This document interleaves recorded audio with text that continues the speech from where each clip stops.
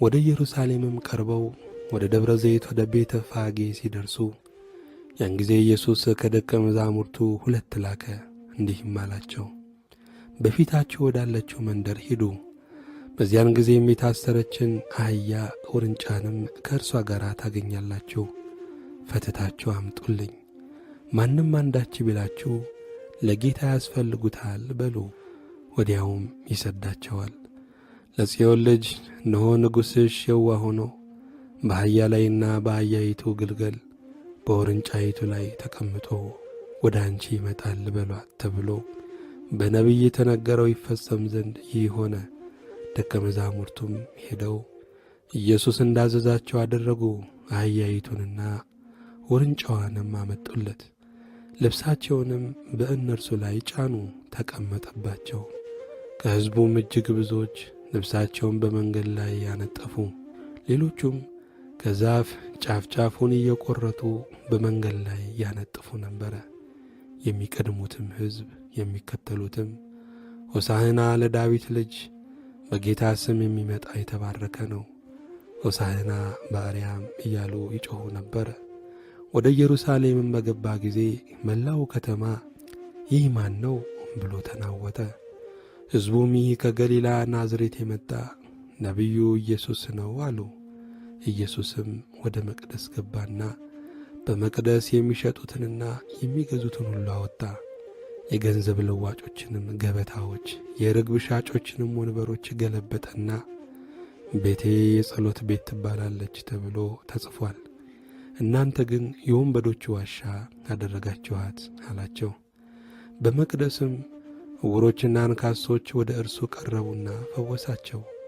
ነገር ግን የካህናት አለቆችና ጻፎች ያደረገውን ድንቅ በመቅደስም ሆሳዕና ለዳዊት ልጅ እያሉ የሚጮኹትን ልጆች ባዩ ጊዜ ተቈጥተው እነዚህ የሚሉትን አትሰማምን አሉት።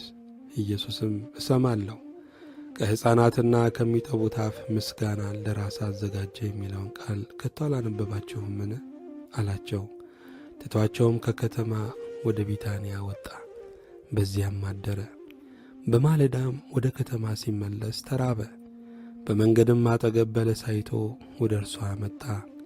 ከቅጠልም ብቻ በቀር ምንም አላገኝባትምና ለዘላለሙ ፍሬ አይገኝብሽ አላት።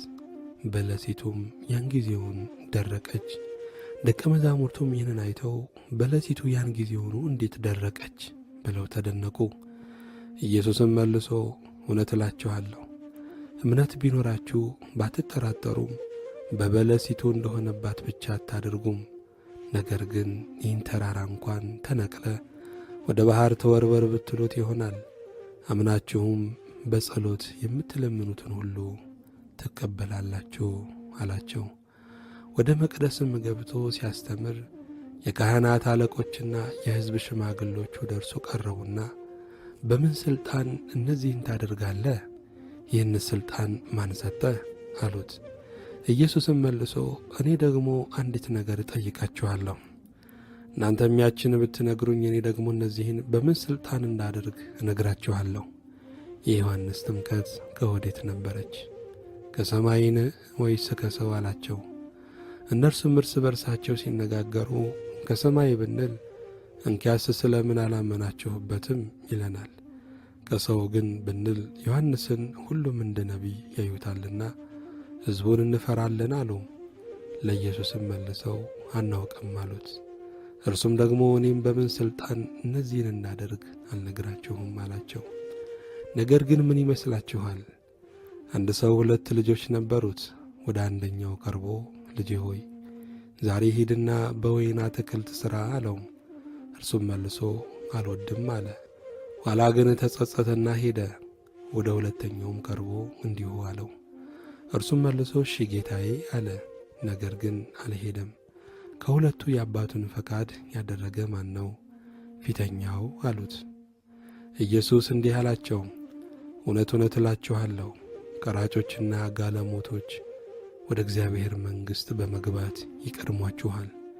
ዮሐንስ በጽድቅ መንገድ መጥቶላችሁ ነበርና አላመናችሁበትም፣ ቀራጮችና ጋለሞቶች ግን አመኑበት።